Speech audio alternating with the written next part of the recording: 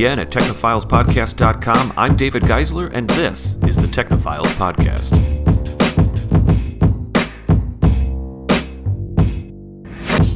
All right, we are back. This is part 2 of episode 297 of the Technophiles Podcast. Vee, you okay there? Yeah, I'm good. You're updating some stuff on your phone? No, I just texting some stuff to some people. Texting stuff to people, button mash stuff? Yeah. I had a feeling. Yeah. Just getting all prepped up. It's probably going to just consume my life in the next few months. That's fine. And I'm cool with it. I'm going like head first into all this business. I was like kind of just like a cheerleader last year. I was like, you rah, stay sane, eat food, drink water. Woo! Now you're all into it. Now I'm going to be the one staying Leslie for 36 hours. Krista-Lee kind of knows Leslie. We're talking about a completely different project that Vee is involved in. Yeah. Which is the Button Mash Bash, which is awesome. It's fantastic. It's a video game streaming event where they raise money for Children's Hospital of Wisconsin through Extra Life. I love children's. Yeah. So they play games, for a couple days straight, literally put it out on the internet. Yeah. People watch and donate money as they play, and it works. Yeah. Take shifts and stay up for 36 hours in a row. And last year we raised $11,000.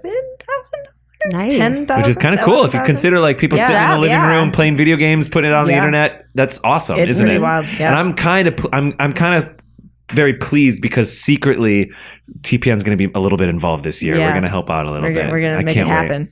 Yeah.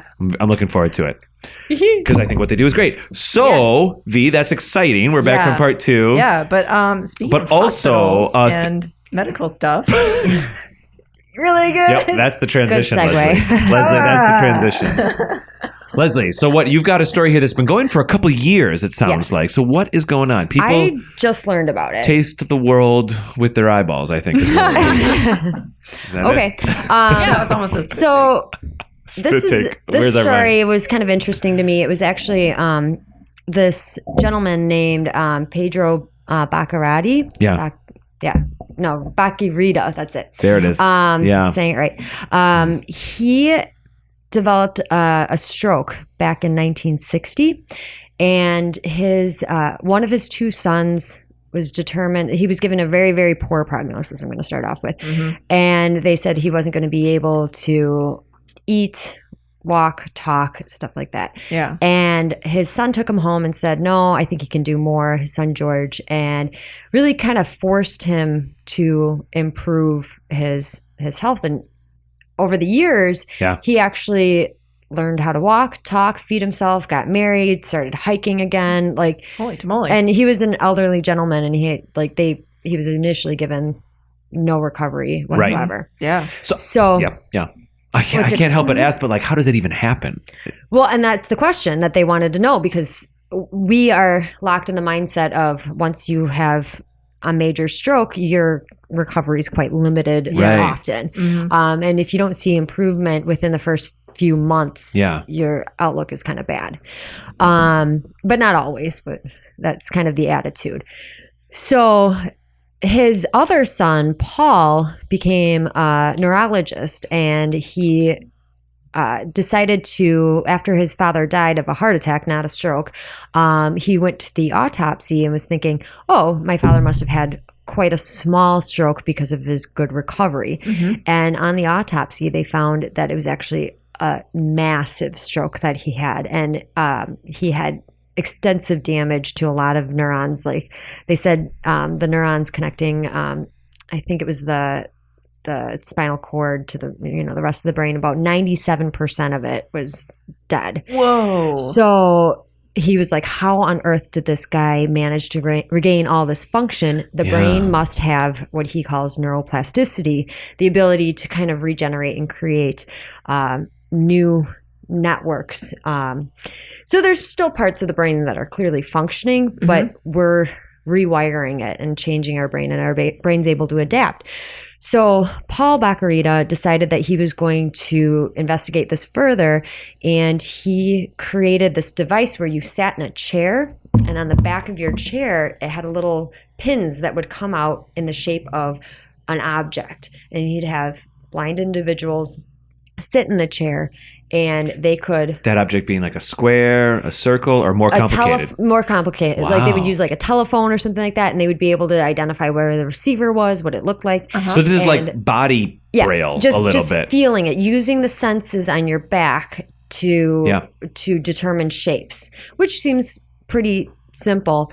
But then what they did was in the last, I don't know, few years, they changed it, and they put little electrodes on a little tiny pad that would go on your tongue. And those electrodes would vary in strength based on the contrast of whatever you were looking at. So you have these sunglasses that sit on your face, and then a little camera at the brim of the glasses. Right. And whatever you look at, it'll pick up the contrast, and then it'll send electrical impulses to your tongue.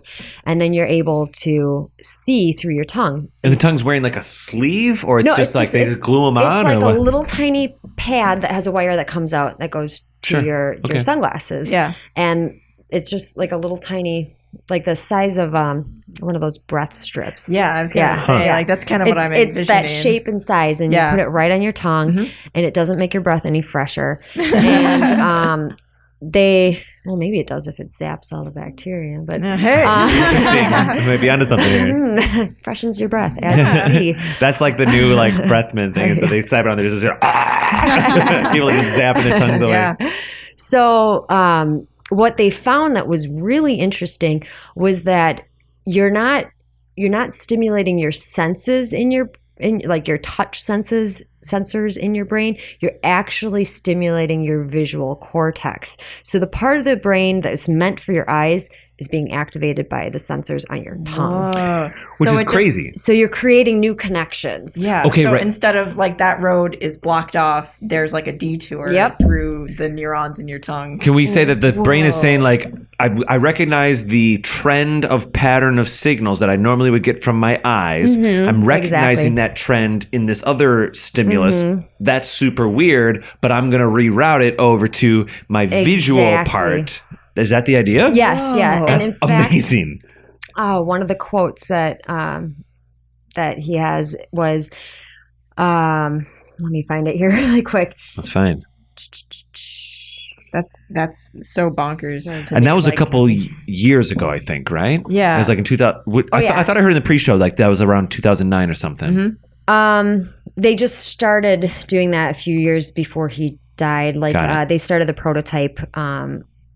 It just started coming out right before he died, and I don't know what year he died, but it was well over 4 years ago. Wow. But his quote that he said it was something along the lines of, you don't see with your eyes, you see with your brain, if I got that right. Oh. Fair enough. That's absolutely true, of course. Yeah. So I think it's really interesting because they were thinking of multiple applications for the blind that you could, in one of them, you could go rock climbing. The blind person can go rock climbing with this on. Yeah. The only thing that I find complicated is how do you talk with the thing on your tongue? Yeah, well, I mean, you probably use like your ears for that or something, or you like connect it to your fingers, right? I'm just joking. I'm joking. Yeah. You know, I was actually thinking there was a picture of the little pad, and I'm thinking that would maybe cause a slight lisp and be fine because that was not all that much bigger than like some tongue piercings I've seen. Yeah. For example, and people talk. I mean, usually you can tell there's something in their mouth, right? Unless they're really good. But I mean, communication is fine. I wonder if their vision, and I'm using air quotes, would be affected by them talking, if the sensation would be. Right. Like, do they see? Do they accidentally see some of the interference of when their tongue's moving and they're talking? You know, the electrical signals going through their tongue to move it around. Does that get weird? I mean, it's interesting. Do you think? We did not talk about this in the pre-show or anything like that. Do you think that maybe the tongue must be obviously very sensitive?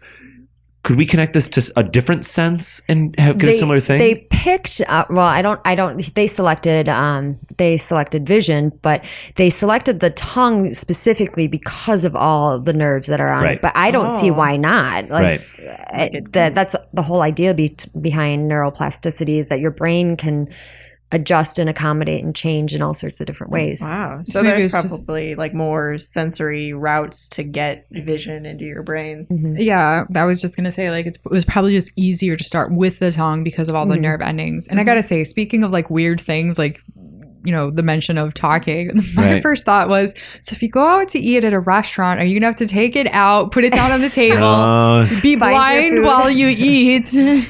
And then, like, put it back afterwards? No, hey, let me propose this. Don't throw it away in the napkin like a retainer. Oh, right. Oh, shoot. I threw my eyes away. Oh, no. Oh, no. Oh, crap. Hey, guys, we just got a call from a customer. I guess she was here a few hours ago. She threw she left her eyes on the table. Did anybody see some eyes? I don't know. I just saw this weird retainer. But, okay. So let's think about this, though.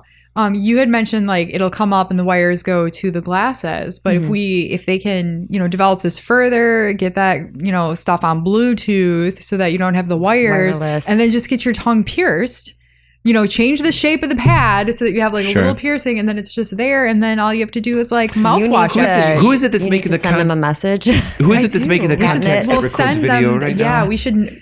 Don't put this on the air until after I get the patent down, and then you can air this episode. No problem, Krista-Lee. So sometimes we talk about virtual reality a lot on this show, Leslie, and what? I was thinking the same thing. Well, let's have you do it. Could we put it with sighted people and do virtual reality with our tongues? Because theoretically, if we get used to it, and they said it's very easy to pick up. Probably takes some level of therapy, like some level of getting used to it. But they say that people pick it up really quickly. So sighted people. If I may, sometimes we'll talk about people who get a bionic arm and they have to go through therapy with that bionic arm the same way someone has to go through therapy to rejuvenate an organic arm.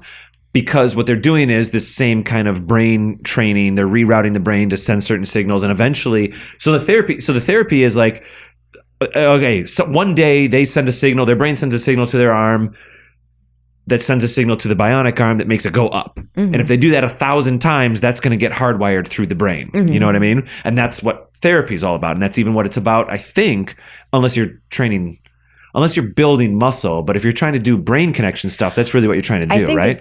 It's more just getting used to it, like getting used to it. Yeah, no, I think that's kind of what I'm saying. Pardon me. I don't think there's necessarily like any training. You just get exposed to it over and over and over, and then you just get used to it. The same way that someone work through that. Right, it's like when you're in the Matrix and you're staring at the numbers 0 and 1, and then you all of a sudden see things. And you know how to see it. See the pattern. You know how to see it. See the pattern. You don't see numbers anymore. So if the turnaround rate isn't that high, okay. So if someone cannot see, their body is going to be hungry for other sensory inputs to compensate for the sight. Like Daredevil. Right? That's not where I'm going, but I guess a little bit. But instead of like the ears, I guess it's the tongue, right? Okay. If someone is used to seeing all the time and they put on their virtual reality tongue sleeve, tongue piercing, they're gonna have to get the Wi-Fi tongue. I think they'd have to get a little bit more used to it, right? Wouldn't that take a little longer? Or am I barking up the wrong tree? I don't know if they've done any time sessions. We're getting into speculation mode a little bit here, obviously. Yeah. But my guess would be it wouldn't take any more, because blind or not, the regular processing is not from tongue to visual cortex, right? Like blind people are not born with that. You're right. We should be clear about this. That is not to say that these people are not tasting.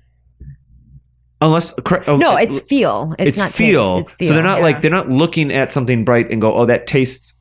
Now all of a sudden that's triggering the sweet taste on their tongue, and then their brain retranslates that later. That's just it's not that at all. It's just that your tongue's really sensitive, and it's a really good place to put electrical signals. Yeah. That's why they started with the back, and then they were like, wait, we could make it way smaller and do this really compact area with a lot of nerves. That's why they selected the tongue. I see. And so that's why I don't think that if you did it with a sighted person, it would be any harder. I'm just curious about depth perception, how that works. Yeah, I was actually wondering what the kind of like quality of sight they have is. Like, I guess they would have to just describe it. Yeah. The video that I watched, it was a sighted person that it was their first time using it, and they took a pool noodle essentially and waved it across the front of his face, and he was able to say there's some kind of figure up and straight up and down. Yeah. And then he looks over and he goes, and then I see lines and like something. And she goes, you're describing my cleavage right now. She's like, I'm sorry. Oh my God. I got some his eyes had wandered over to, her cleavage there. And, and she's like, yeah, put it delicately. Look over there. Wow. But he was able. Hey, eyes up here. Hey, tongue up here. Oh my God. Essentially. He was tasting her cleavage. This just got not safe for Yeah.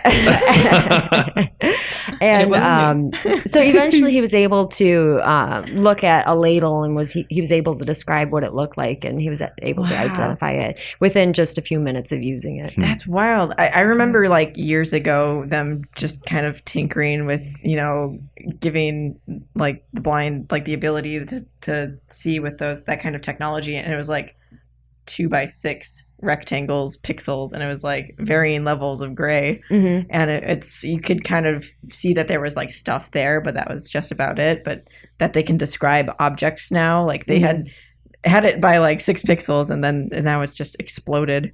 Well, I'm just wondering if they started young enough, how well like honed this skill could be for children. Yeah. Because you get a kid who's born blind or something, you hook them up. I mean, I would get them started young and then suspect that they would be almost at, like 98 proficiency, right? Like if they're I don't think they could do color. I mean, how do you express? Yeah, but still, maybe they could express color if they did something different with electrodes. So if you're picking up your R, G, and B and you're sending that differently, but even black and white is still interesting. At least as far as like a kid being able to conceive a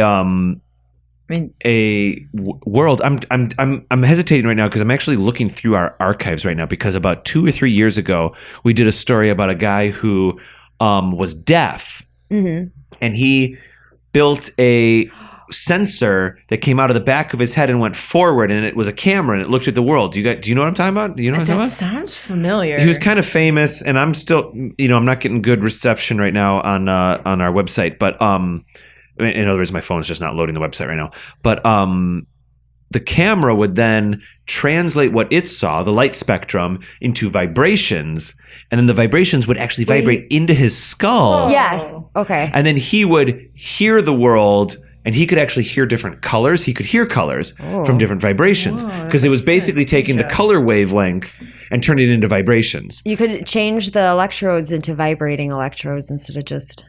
Okay, there you go. So you vibrate the electrodes on your tongue. Maybe. You can get, you start getting a gradient. Whoa. I don't know if that would work, but oh my God. Interesting idea. Maybe email them. Patent that. Yeah, we got all sorts of patents flying around this rolling in them. Oh my goodness. That's wild. But yeah, with kids, they adapt so quickly to like everything you throw at them. Like childhood is like the best time to learn languages and anything else pretty much. Well, I know like some blind people can do depth perception by clicking, like making a click sound. I remember that. Yeah. Then they can they're echolocating, right? Yeah, exactly. Essentially. Like bats. Yeah. Yeah. I remember there being a Radio Lab story about a fella who could ride his bike down the street, and he would just click and he would be fine. And he was blind, and it scared the crap out of his parents when he was a kid, but he figured it out, and he's like, bye. I'm going to go for a bike ride. Like what, clicking with his tongue, clicking with his fingers? Clicking with his tongue. Yeah. And he would just click, and he could make his way down the road A-okay. That's amazing. Yeah. I ran over my dog today on my bike, so Excuse me? Just his front paw. He wasn't paying attention. Oh, sure. Blame it on Leslie the dog. has one of those leashes that connect to the side of your bike or something. I don't want to get off topic here. Yeah, it's on the post of He's my motor. It's great. He pulls you when you get tired. No, he pulls me the whole time. Oh no, it's his exercise, not mine. Oh, gee whiz. He saw another dog, and then he got off course and went over his front paw. He was fine. He was totally fine. I'm trying to find. I suppose. Could you assist blind animals with the technology? It'd be tough to get them to wear glasses. I keep looking at. Yeah, keep going. I'm sorry. I keep looking for this story, but I don't think we're gonna find it. Contacts now that can. That act I was going to say that a few minutes ago. Sony's got the contacts that you can record video with now. Mm-hmm. If you could take those contacts and send a signal to a hard drive, and then send that Bluetooth or something to your tongue, now we're onto something. You don't even have to wear the glasses anymore. So you have the piercing and contacts, and you're set. Sony's made contacts that can record video. Okay, yeah. But we knew this was coming. We've been talking about that for years. I'm trying to diagram this out in my head. It's a lot. So you wear a hub. You wear a hub. You wear a brain hub, and it's either something you wear. You wear half the size of an iPhone, right? Something hanging out. Yeah. Yeah, that's the processing happens. The contacts view it. The processor records it, or doesn't even need to record it. Sends it to the receiver in your tongue. Yeah, and then it takes it to your brain. Yep. Yeah, the brain tongue thing, that's organic. Yeah. Basically, we're just saying contacts there's a lot of diverting here. Piercing instead of a pad. We are upgrading this left and right. Yeah. Left, right, and center. Patent. Yes, patent. So what do you think? Do you think this is a realistic thing here? Oh, absolutely. Yeah. It wasn't considered mainstream science for a really long time, but now that's wild. They're thinking that what did it take to put it across that threshold? Just results? Yeah, I think so. He's been pushing this for years, and now they're seeing that people can actually. It's still. What's the organization or the doctor again? What is it? Well, he passed away. That was was Paul Baccarita, and then his team is over at UW-Madison. UW-Madison, interesting. It was okay to be sold in Europe last year. This device, yes, or this technology, yes. It just hasn't passed American medical stuff yet. American medical stuff. That sounds real professional. Couldn't the regulatory system. I couldn't find it. I was looking for a little bit while Leslie was talking about Europe's always more cutting edge, getting things out than we are. Heck, they've given a bunch of files to Google, medical records to Google. We talked about that last week. Oh, yeah. We did. Yeah.